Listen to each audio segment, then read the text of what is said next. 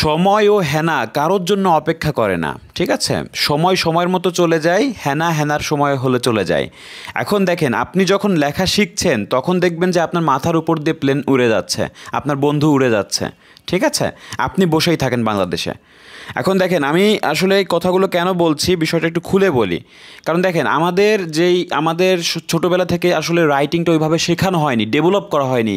এখন আমার হঠাৎ করে রাইটিংটা ডেভেলপ করতে হচ্ছে, অথবা আমার অনেক স্টাডি গ্যাপ, ঠিক আছে, আমার অনেক স্টাডি গ্যাপ হয়ে গেছে। এখন সেই অভ্যাসটা নেই যে এখন নতুন করে ওইগুলো গ্রামার ট্রামার শিখে একদম, মানে কি বলবো, যে আপনার এই সময়টা একদমই নেই।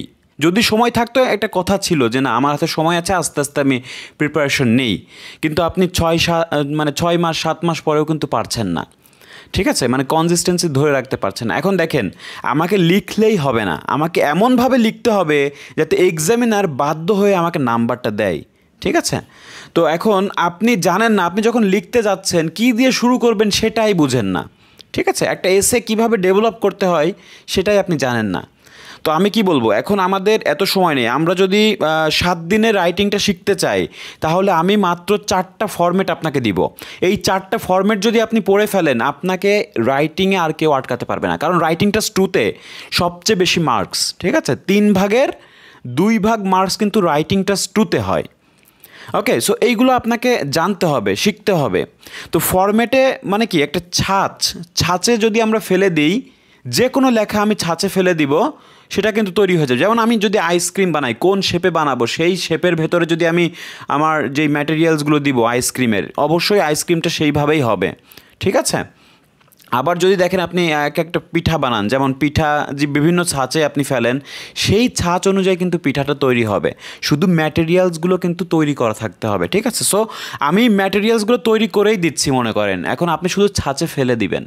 ওকে, তাহলে দেখবেন যে এক্সামে আপনি খুব সুন্দরভাবে রাইটিংটা গুছিয়ে লিখতে পারছেন, এবং আপনার বিশ্বাস থাকবে যে না, রাইটিংয়ে আমি 7 পয়েন্ট আমার থাকবে বা 7.5 থাকবে। এতটুকু আপনি মানে কনফিডেন্সের সঙ্গে কিন্তু লিখে আসতে পারবেন, ঠিক আছে? সো সম্পূর্ণ ভিডিওটি দেখবেন, আশা করি বুঝতে পারবেন যে রাইটিংটা কীভাবে 7 দিনে কমপ্লিট করা যায়। আমি এই যে আপনার সামনে যে এটা ধরে রাখছি যে অ্যাডভান্টেজ অ্যান্ড ডিসঅ্যাডভান্টেজেস, তো সুবিধা এবং অসুবিধা, এটা শিখতে আপনার মাত্র 2 দিন লাগবে। আপনি দেখেন, আপনি সাপোজ আপনি মুখস্থবিদ্যা খুব কম ধরে নিলাম, তো আপনি এই যে অর্ধেকটুকু একদিনে করবেন আর এই অর্ধেকটুকু একদিনে করবেন, বেশি কিন্তু লেখা নেই। আপনি যদি লিখে লিখে করেন, মুখস্থ হয়ে যাবে। এখন একবার যদি আপনি মুখস্থ হয়ে যায়, এটা লিখতে আপনার যে 40 মিনিট দিবে, আপনি কিন্তু আধা ঘন্টার ভিতর লিখে আসতে পারবেন, ঠিক আছে? সো আমার স্টুডেন্টরা কিন্তু এইগুলো বারবারই ইউজ করে কিন্তু 7 পয়েন্ট রাখছে, 6.5, 7.5 এরও বেশি অনেক সময় চলে আসে, ঠিক আছে? তো আমি বলবো যে অ্যাভারেজ আপনি 7 ধরে রাখেন, ঠিক আছে? এটা জাস্ট ধরে রাখেন। সো আপনি দুর্বল হলেও কিন্তু 7 পেয়ে যাচ্ছেন। ওকে, সো দেখেন, এই বিষয়গুলো আমরা খেয়াল করি যে কী পড়বো আমরা। এগ্রি ডিসএগ্রি পড়বো, অ্যাডভান্টেজ ডিসঅ্যাডভান্টেজ পড়বো, তারপর হচ্ছে ডিসকাস বোথ ভিউ পড়বো, তারপর হচ্ছে প্রবলেম কজ সলিউশন পড়বো, ঠিক আছে? এই 4টা বিষয় যদি পড়ি, আমাদের আর লাগছে না। তাহলে এত ভয় কিসের বলেন? এই যে রাইটিং নিয়ে ভয় পান, আমাকে যে ফোন দেন যে স্যার রাইটিংয়ে তো কিছুই পারি না, তো রাইটিংয়ে এত ভয় কিসের বলেন? আমি তো একদম ইজি করে দিচ্ছি। তো দেখেন, রাইটিংটা লেখার সিস্টেম কি, আমরা আজকে অ্যাডভান্টেজ অ্যান্ড ডিসঅ্যাডভান্টেজটা দেখবো এবং প্র্যাকটিক্যালি দেখবো অ্যান্সার কীভাবে গুছিয়ে লিখতে হয়, ঠিক আছে? সম্পূর্ণ ভিডিও দেখবেন। আচ্ছা দেখেন, ইন্ট্রোডাকশন, বডি প্যারা 1, বডি প্যারা 2, কনক্লুশন, এই 4টা ধাপে আমরা রাইটিংটা শেষ করে ফেলবো। তো ইন্ট্রোডাকশানে কী লিখবো?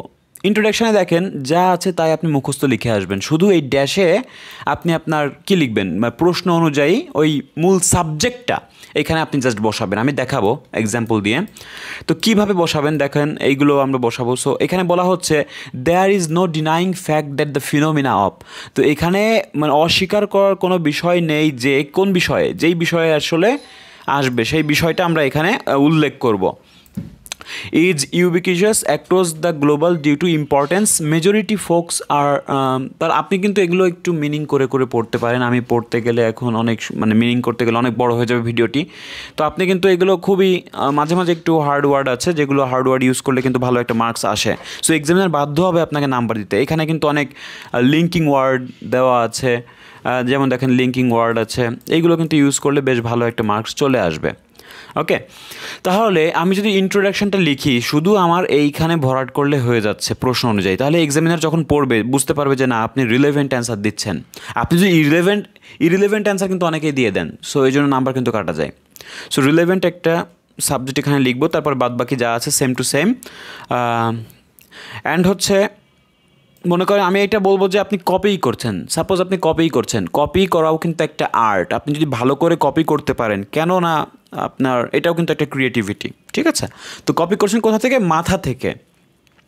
যেমন যে একদম ব্রিলিয়ান্ট স্টুডেন্ট সেও কিন্তু কপি করে, সে মাথায় কিন্তু নকলগুলো তুলে নিয়ে যায়। আর আপনি অনেকে যারা যে কাগজ দেখে দেখে লেখে তাদেরটা এক্সপেল হয়ে যাবে, কিন্তু আপনার মাথার ভেতর থাকলে তো এক্সপেল হচ্ছে না। তাহলে আপনি দেখে দেখেই লেখেন, আপনি এমনভাবে মুখস্থ করবেন যেন এটা আপনার চোখের সামনে থাকে। তাহলে হুবহু এটা লিখে দেন, একটু বুঝে বুঝে পড়েন, তাহলে আরও একটু বুঝতে ইজি হবে। আচ্ছা, এরপরে দেখেন বডি প্যারা 1-এ আমরা কি লিখবো? Initiating with the benefits. যদি আমরা বেনিফিট দিয়ে শুরু করি, দ্য ফার্স্ট অ্যান্ড ফরমোস্ট কি বেনিফিট ইজ, তার প্রথম এবং সবচেয়ে গুরুত্বপূর্ণ বেনিফিটটা আপনি এখানে বলবেন, কারণ যেহেতু অ্যাডভান্টেজ, তাহলে বডি প্যারা 1-এ আপনি অ্যাডভান্টেজটাই দেখাবেন, মানে সুবিধা দেখাবেন, আর বডি প্যারা 2-তে আপনি ডিসঅ্যাডভান্টেজটা দেখাবেন। তো এমন একটা বাক্য দিবে সেইটার অ্যাডভান্টেজও বলতে হবে, ডিসঅ্যাডভান্টেজও বলতে হবে, ঠিক আছে? তাহলে আমি একটা দিলাম, একটা বেনিফিট দিলাম, বেনিফিট, তারপর হচ্ছে একটা উদাহরণ দিয়ে বুঝিয়ে দিলাম যে বেনিফিট কেন হচ্ছে, একটা বাস্তব উদাহরণ দিলাম। অ্যানাদার বেনিফিট আর একটা বলতে পারি, তারপর একটা এক্সাম্পল দিয়ে আমি দেখিয়ে দিতে পারি। সো আপনি যত আইডিয়া দিচ্ছেন এক্সাম্পল দিয়ে ওইগুলো কিন্তু আপনি সাপোর্ট দিচ্ছেন। এক্সাম্পল দিয়ে কি দিচ্ছেন? ওইগুলো সাপোর্ট দিচ্ছেন।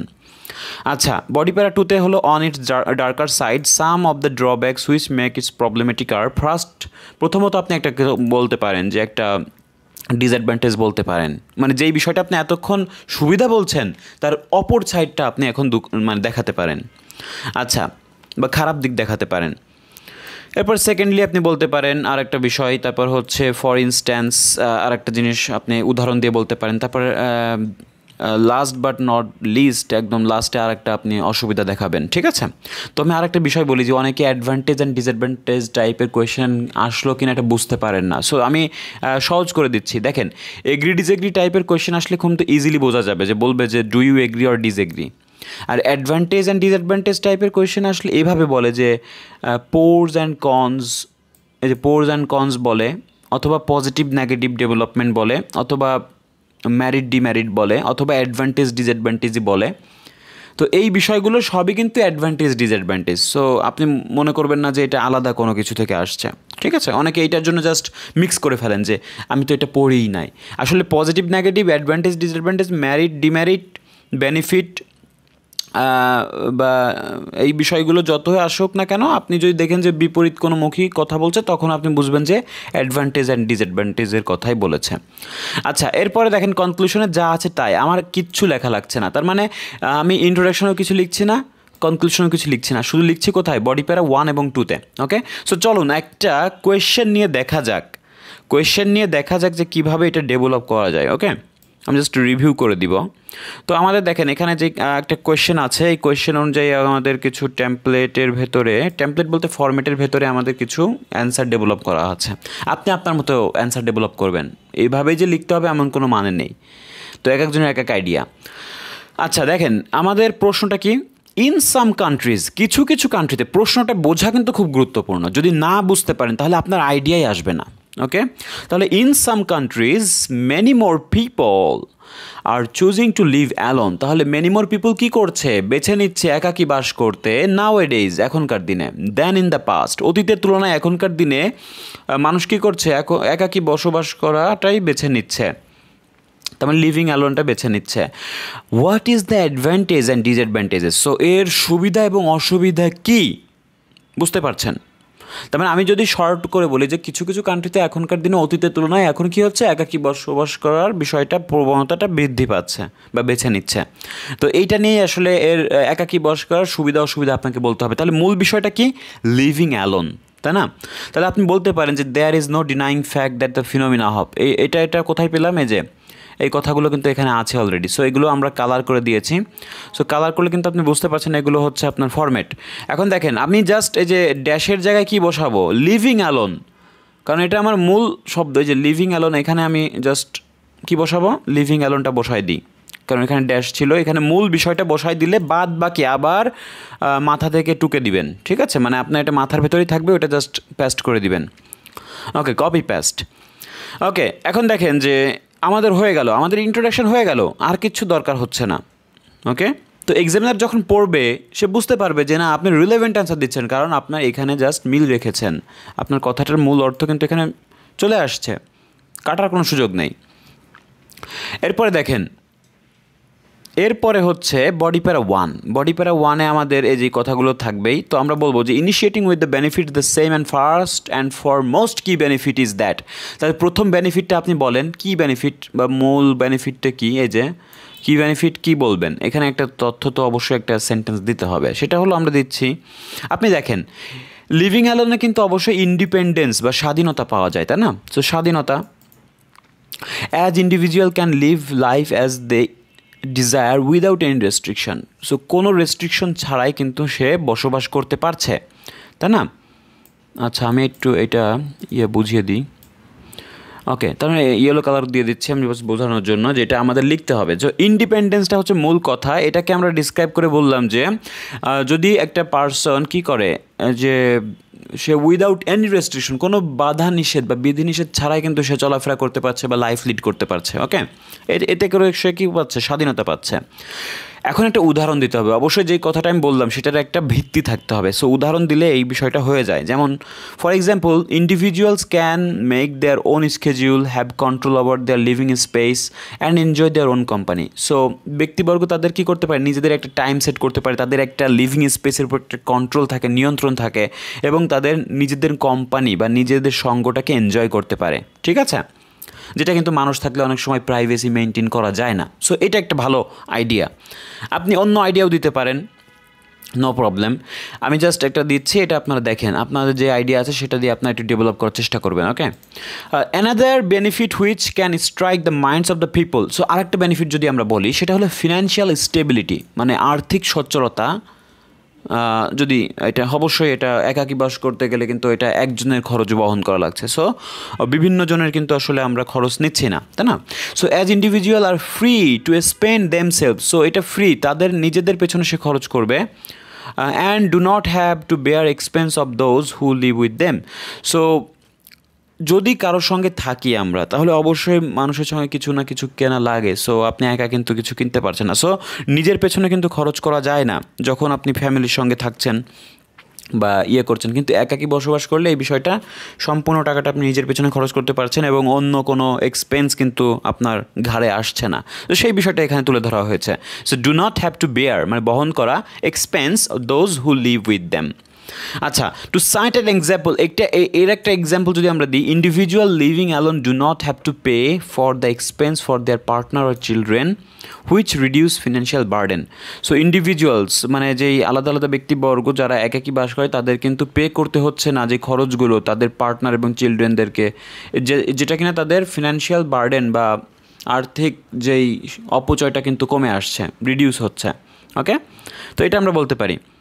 জাস্ট একটা আইডিয়া, আপনি আপনার মতো আইডিয়া সাজাবেন, নো প্রবলেম। এরপরে দেখেন যে বডি প্যারা 2, এটা আমাদের কি দেখাতে হবে, ডিসঅ্যাডভান্টেজ দেখাতে হবে। ঠিক আছে, so on its darker side, অবশ্যই ড্রব্যাকস দেখাবো আমরা। প্রথম ড্রব্যাকসটা বা প্রবলেমটা আমরা কি দেখাতে পারি, লোনলিনেস। অবশ্যই একাকী বসবাস করলে কিন্তু আমরা লোনলিনেস ফিল করতে পারি। সো এইগুলো হচ্ছে লোনলিনেস, আমি মূল কথা। দেন সেকেন্ডলি যদি আমি ধরি যে safety concern and for instance, আচ্ছা, তারপর last but not the least হচ্ছে social, lack of social support. তাহলে এই তিনটা আইডিয়া দিয়ে কিন্তু আমরা ডেভেলপ করতে পারি। ঠিক আছে, তো আমি বিস্তারিতভাবে পড়লাম না, আপনারা একটু পজ করে পড়ে নিতে পারেন। ঠিক আছে, এরপরে দেখেন যে কনক্লুশনে কি আছে, যে যা আছে তাই। এখানে আমি কিছু বলবো না যে আপনি অ্যাড করেন, আপনি এটাই লিখে দেন, নো প্রবলেম। ঠিক আছে, চাইলে আপনি নিজের একটা মতামত দিতে পারেন, নো প্রবলেম, বাট আপনি বলবো যে ওইটা সেম রাখেন। ঠিক আছে, ওকে। তাহলে আশা করি আমরা যদি এভাবে করি আমাদের হয়ে যাবে, আমাদের হচ্ছে যে 40 মিনিটও লাগবে না, 30 মিনিটে কভার হয়ে যাবে। আর আমি 30 মিনিট ধরে রাইটিং টেস্ট 1 করবো। ওকে, সো যারা খুবই দুর্বল, কোনো গাইডলাইন পাচ্ছেন না, অবশ্যই আমার সঙ্গে যোগাযোগ করবেন। আমার কোর্স আপনারা করতে পারেন, আমার কোর্স ডিটেলসটা ডেসক্রিপশন বক্সে দেওয়া আছে, অবশ্যই সেখান থেকে নাম্বার নিয়ে যোগাযোগ করতে পারেন। Thank you so much for watching the full video.